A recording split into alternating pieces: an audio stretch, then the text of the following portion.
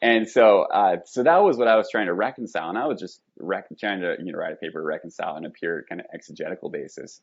But I was reading John Calvin's commentary on Romans, and I was just in the Regent Library looking through it, and I had read a lot of Calvin the semester previously for J.I. Packer. So I've gotten really used to the way that he goes and writes, and just rhetorically the way that he goes and operates. And so I got to the section I was looking at in Romans 3:20, and he says, "It is a matter of doubt even amongst the learned what the works of the law mean." And then he goes, which I thought, well, that's a really interesting admission. And then he goes and he says, the addition of law induced, Chrysostom, Origen, Jerome to think this is referring to, the ceremonies of the Mosaic law. And then he goes and he proceeds to say, I'm aware that St. Augustine has a different position from what I'm saying too. And then he kind of says, hey, all these guys are wrong. And then he sort of goes and proceeds. And I'm just thinking, like, this is really interesting. Yeah. Because Calvin really, I don't know if you had a chance to read, a lot of Calvin, he loves bringing the church fathers with him. He loves, specifically Augustine, but Chrysostom, any of these guys, he loves to go in any disputed matter.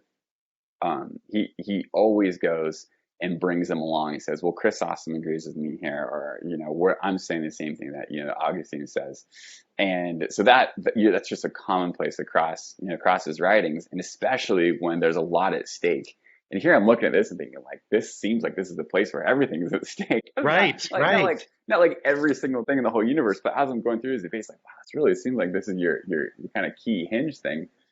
And he doesn't cite anybody who has the position that he has.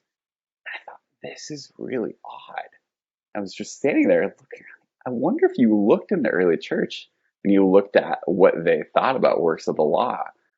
I wonder how they interpreted this. And I wonder, if you looked and said, I wonder how that would actually relate to what we're calling the old and new perspectives on Paul, because here is, Calvin, who, we're thinking is this old perspective guy.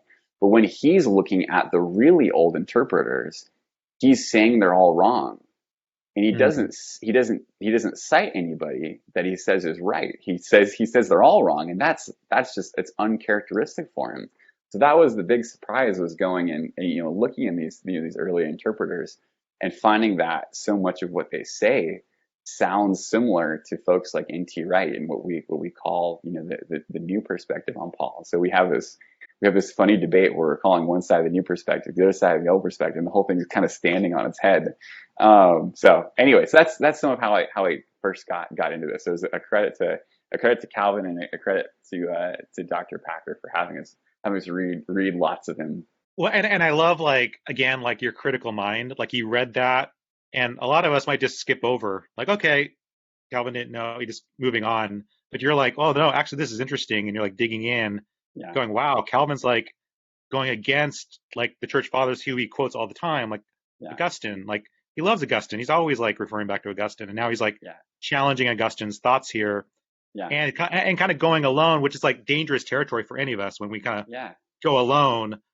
Hey, thank you so much for checking out this video clip from the Delgado podcast. To get more videos like this, simply subscribe here on YouTube. You can also download the full episode of each show on iTunes, Spotify, Google Play, or your favorite podcast player.